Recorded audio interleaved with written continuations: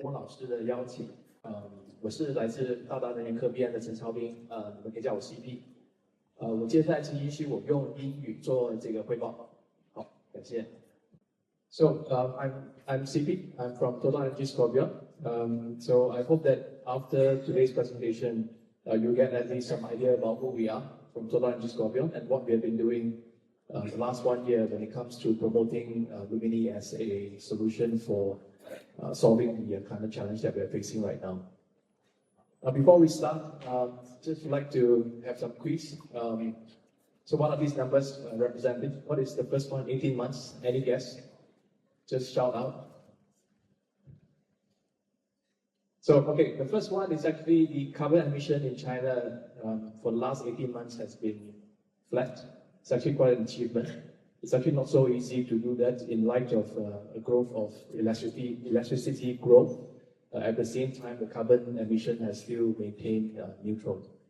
The next one, I guess, is quite easy to guess. It's basically the power that's been generated by China's solar power for the last 1 year. It's actually double that of Europe's and America's combined, which is really amazing.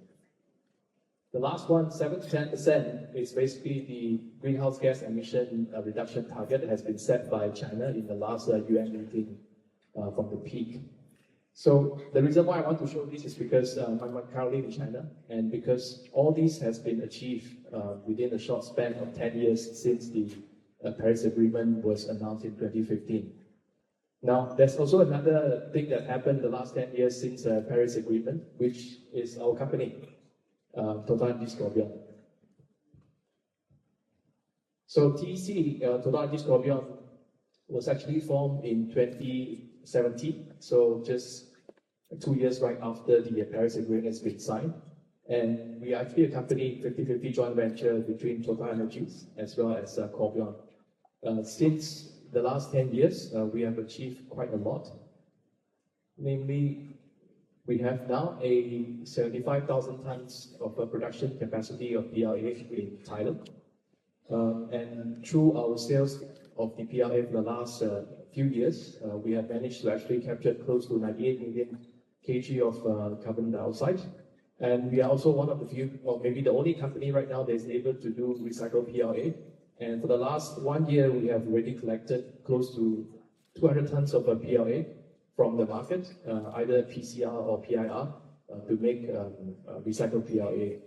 And we have also achieved a EcoVadis gold status as well for the last 3 years.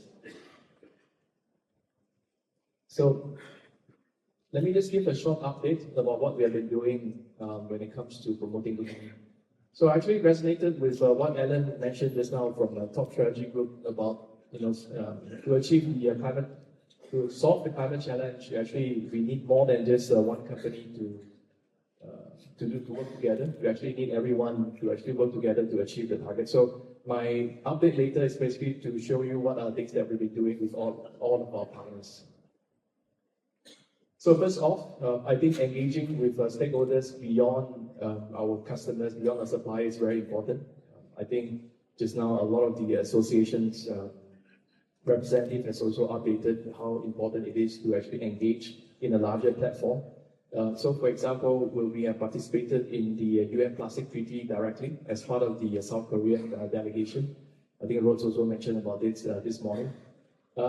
And we also put ourselves up there in this Sustainability Week London organized by The Economist. And it's truly I would say, an uncomfortable platform because a lot of people there are against plastic, but we feel that we need to tell the story from our side because PLA is such a viable solution actually to solve the climate challenge. And we also, together with World Economic Forum as well, we have also published a few articles, or one article actually on how PLA is already readily available to solve some of the challenge that we are facing right now when it comes to carbon footprint. So another thing that we did was also participating in the Compostable by Design platform. I think this was just launched recently. And Compostable by Design platform, CBDP, was actually a platform that is actually formed by people from the whole value chain, from resin makers like us, to converters, to also brand owners. And the key deliverables are basically to design and also to harmonize guideline. I think as also Rose mentioned this morning as well, it's very important to actually have a very strict guidelines when it comes to designing, as well as how to evaluate all the compostability or disintegration protocols, among other things. So we are also part of the participants, and through this platform, we hope to educate the industry on how to design a product that satisfies, for example, the compostability requirement. We're also doing something by ourselves with our supplier. So since Q3 this year, we have also changed our packaging to actually include a 30% PIR content as well, to make sure that we further reduce our carbon footprint when our customers are buying our product. So we have the inner as well as the outer layer. There's no change in the inner liner, but the outer bag has now contained 30% post-industrial recycling content, and the price is still remaining the same. We have also recently worked with McDonald's CMS for the sustainability transformation, especially in China, at the end of the year, moving into next year. I think we talked a lot about recycling just now. I think a lot of people maybe do not know that recycled PLA is already possible. So this is actually something that we have been doing with Sansu, a Korean company, for many years. Since 2021, we have been collecting the PCR back from Sansu. But this year, we have a new design, because if you are in the recycling industry, you realize that the label that is on the plastic bottle, on the PLA bottle, is actually one of the key, I would say, obstacle, because it's actually quite a laborious work to actually remove the label and then put it into the recycling and to do the cutting and then washing, for example. So together with Sansu, we have designed a bottle that is labelless, but at the same time, the branding are actually embossed onto the bottle instead.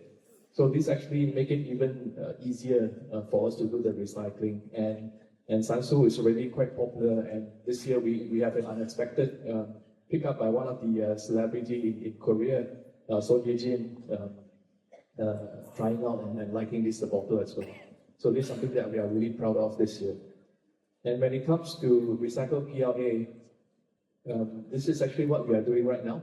First of all, we actually make the PLA, the bottle with PLA. It's actually a pure PLA bottle. And after that, we actually sell it to the market. And after that, we actually collect back from the consumer, working together with partners that we have in Korea, for example. After it's actually collected back, it needs to be sorted and checked. Subsequently, it needs to be shredded. So, for example, having the label that I said just now, actually make the shredding actually more difficult. So, which is why we actually remove the label this time. After that, it has to go back to our plant in Thailand for the chemical recycling. The chemical recycling for PLA is rather straightforward. It's hydrolysis, and the yield is actually quite high. So compared to the PET bottle pyrolysis, it actually saves a lot of the energy as well as reduce the cost. So after the advanced recycling, it actually goes back to the monomer and is ready for PLA again. So we are already doing that. And to support this effort, this year we have also revised our LTA. So another innovation that we had this year is actually the use of what we call a circular lactic acid.